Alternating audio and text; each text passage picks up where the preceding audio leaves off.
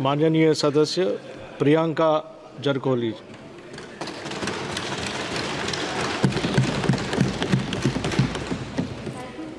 Sir, first of all, I would like to thank the people of my constituency, Chikkodi, for electing me as their representative. Firstly, I would like to quote Dr. Babasaheb Ambedkar ji's quote, as he fought a case in Chikkodi court, so it's an immense pride for me to come from that constituency.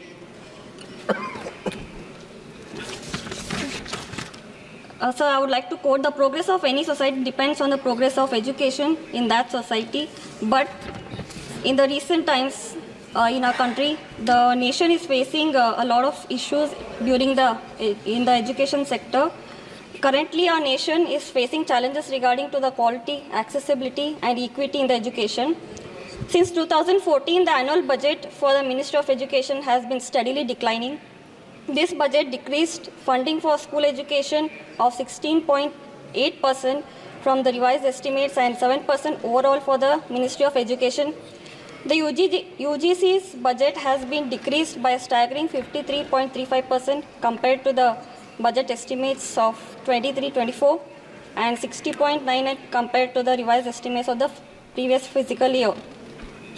This comes at a time when the National Testing Agency, an autonomous body under the UGC, is failing to properly conduct national examinations like NEET and NET, putting the future of lakhs of students at risk. In the past 7 years, the country has been witnessing 70 examination leaks across 15 states, affecting approximately 1.7 crore aspirants.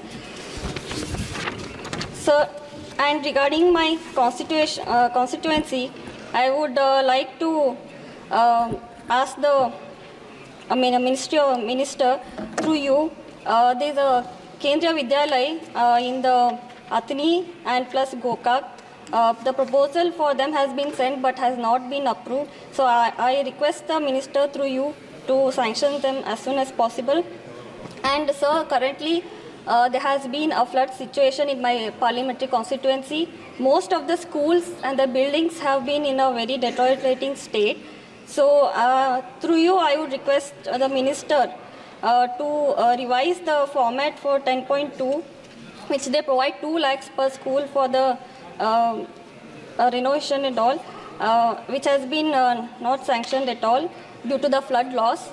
And also I would like to ask the government, as there are many students in my parliamentary constituency of SC, ST and OBC, whether there has been a lot of privatization in the education sector. So what steps the government has been taking to make sure that the rural background people will be able to access reasonable education in today's time? So I would like to know the answer for that, sir. Yes, sir, thank you for allowing me to speak. Thank you once again.